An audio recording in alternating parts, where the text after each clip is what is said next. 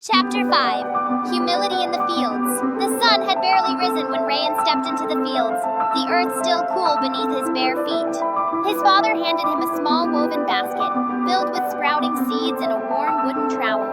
The gesture carried no instruction. It didn't need to. This was now part of his life. A billionaire in another life, Rayan now rose with the roosters.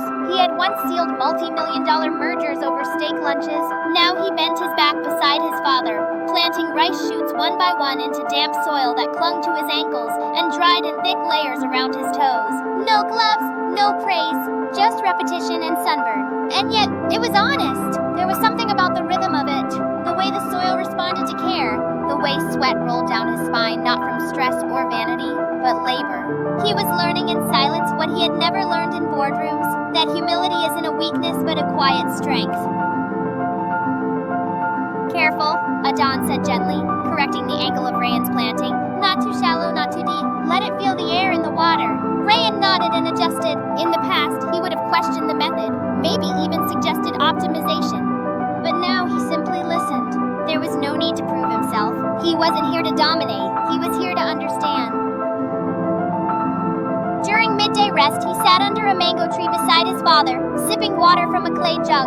A few children passed by, giggling as they ran after a handmade ball. "Why do you let me work?" Rayan asked suddenly. "I'm just a child," Aiden chuckled. "Because one day you'll be a man, and men should learn from the earth before they try to build on it." Rayan looked down at his dirt-streaked hands. Once he had signed documents with gold pens, now his fingers were brown with soil. And somehow he preferred this version. He didn't say anything else. He didn't need to. That afternoon, as he resumed digging rows beside his father, Rayan saw an old woman approaching, a beggar from a nearby village. She limped slightly and carried a tattered sack. Aiden stopped working, wiped his brow, and greeted her warmly. "You've come far. Sit, rest." He fetched her a drink, offered her food, and listened to her stories of her dying husband. Rayan stood beside him, quiet but alert. Later, when the woman left, Rayan asked, "You knew she would ask for help, but we barely have anything." Aiden shrugged. That's when kindness matters most. Those words would follow Rayan for the rest of his life. That night, Rayan wrote in his hidden notebook, "In my first life, I had power and built walls to keep people out. In this one, I have nothing, but I'm learning how to let people in." He looked up at the stars.